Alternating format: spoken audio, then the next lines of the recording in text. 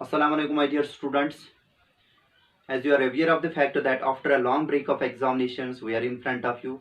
From today, we are going to make video lectures for you and for your betterment. In this very video lecture, the topic that we are going to start and deal, that's algebraic expressions and identities. It's a quite fresh chapter of your class 8th mathematics.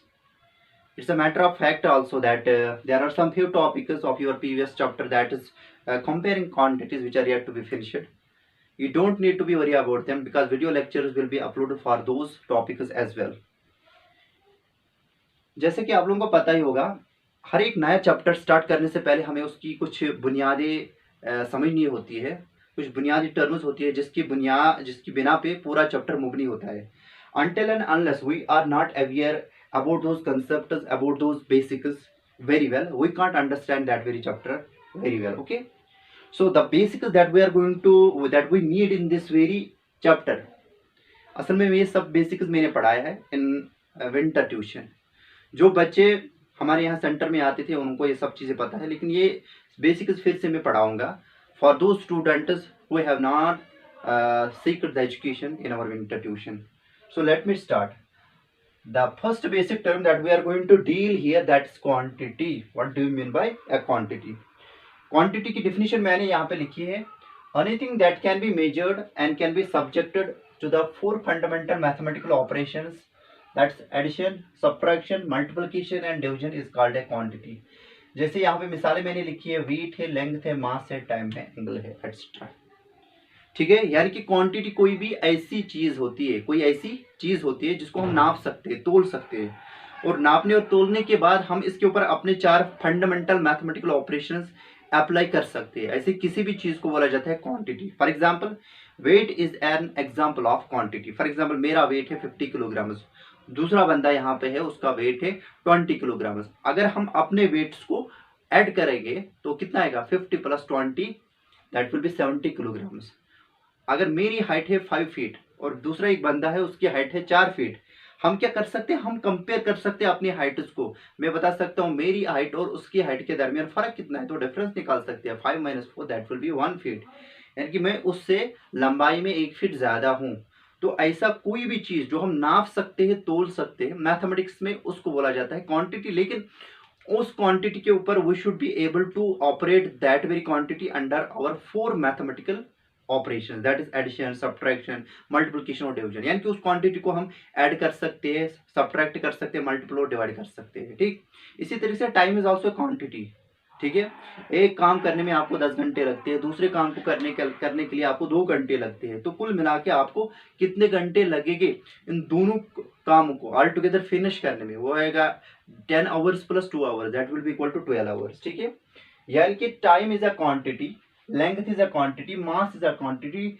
इसी तरीके से angle is also quantity. हमारे पास में दो angles है, एक का major है 30 डिग्री, दूसरे का मेजर है 60 डिग्री. तो ऑल टुगेदर अगर हम दोनों एंगल्स को देखा जाएगा तो उनका मेजर कितना होगा? 60 + 30, दैट विल बी 90 डिग्री. इसी तरीके से डिस्प्लेसमेंट, एक्सेलरेशन, वो सभी फिजिकल क्वांटिटीज है. ठीक है, तो hope you have understood what do you mean by quantity.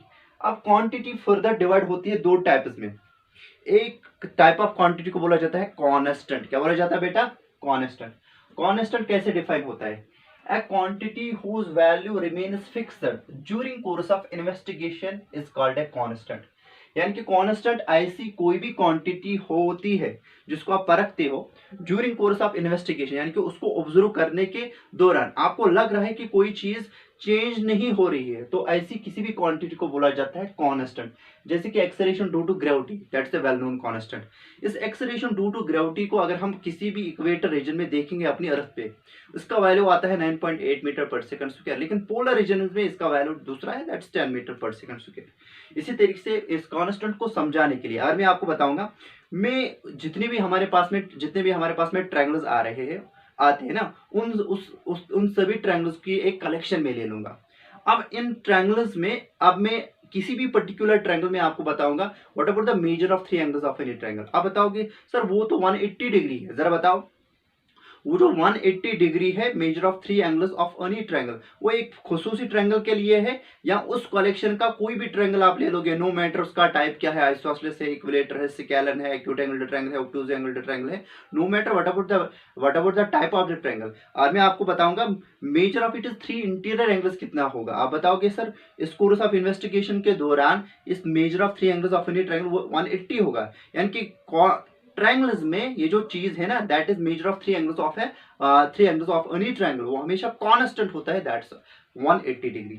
इसी तरीके से अगर मैं सभी क्वाड्रिलेटरल्स की कलेक्शन लाऊंगा और मैं आपको बताऊंगा इन सभी क्वाड्रिलेटर्स में मैंने एक क्वाड्रिलेटर उठाया, इसके चार एंगल्स का मेजर आप बताइए, आप बताओगे ये तो कांस्टेंट है 360 डिग्री है, because we know that by angle sum property of a quadrilateral की measure of four angles of any quadrilateral that's always equal to 360 degree. यानी कि अगर हम क्वाड्रिलेटर्स को खाली फरकेंगे तो measure of it is interior angles will be equal to 360 degree. लेकिन अगर हम कोर्स ऑफ इन्वेस्टिगेशन को चेंज करेंगे, हम क्वाड्रिलेटरल से किसके ऊपर शिफ्ट हो जाएगा, कलेक्शन ऑफ ट्रायंगल्स पर, वहां पे major of it is interior angle देखेंगे किसी भी ट्रायंगल का वो आएगा 180, यानी कि वो शिफ्ट हो जाएगा। 360 कांस्टेंट है किन के लिए, क्वाड्रिलेटर्स को जब हम इन्वेस्टिगेट करेंगे और जब ट्रायंगल्स को इन्वेस्टिगेट करेंगे वहां पे 180 क्या है, 180 वहां पे कांस्टेंट है। या सभी राइट एंगल ट्रायंगल में ले लूंगा, अगर मैं आपको बताऊंगा उनका एक एंगल क्या होगा, वो आप बताओगे वो कांस्टेंट होगा, 190 डिग्री होगा, ठीक है। तो ऐसी कोई भी क्वांटिटी जिसका वैल्यू चेंज नहीं हो रहा है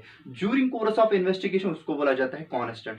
अब इस कांस्टेंट को फिर से समझने के लिए मैं आपको बताना चाहूंगा, अगर मेरे पास में आगे बाइक पड़ी हुई है, हमारे पास में आगे बाइक पड़ी हुई है और बाइक स्टॉप है, ठीक है, वो चल नहीं रही है, एक ही जगह रुकी हुई है, और आप उसके स्पीडोमीटर की तरफ नजर मारोगे ना, वहां पे जो स्पीडोमीटर की जो सुई होगी वो जीरो रीडिंग के कॉरस्पॉन्डिंग होगी, इसका मतलब उसकी वेलोसिटी कितनी होगी सर, जीरो होगी। अच्छा 5 मिनट के लिए आपने उस बाइक को ऑब्जर्व किया, 5 मिनट के लिए आप क्या ऑब्जर्व कर रहे हो, वो जो सुई है उस स्पीडोमीटर की वो जीरो के कॉरस्पॉन्डिंग है, ठीक है। तो इसका मतलब वो जो वेलोसिटी इसके साथ हम रिलेट करेंगे या स्पीड उसके साथ रिलेट करेंगे, हम बताएंगे इसकी स्पीड जो है वो 0 किलोमीटर पर आवर है। फिर अगर वो बाइक वाला उसके ऊपर चढ़ेगा फिर उसको स्टार्ट करेगा, फिर अगले 5 मिनट में आप देखोगे, अगले 6वें मिनट में आप देखोगे कि बाइक चल रही है। अगर उसी के पीछे उस बंदे के पीछे आप उस स्कूटर के ऊपर चढ़े हो तो आप स्पीडोमीटर की तरफ में अगर नजर मारोगे तो वहां पे आपको दिखेगा कि स्पीडोमीटर की आप जो सुई होगी ना वो जीरो के कॉरस्पॉन्डिंग नहीं होगी, उसका वैल्यू बड़ा होगा, यानी कि अब 0 किलोमीटर पर आवर उस बाइक की स्पीड नहीं है बल्कि कुछ और होगी,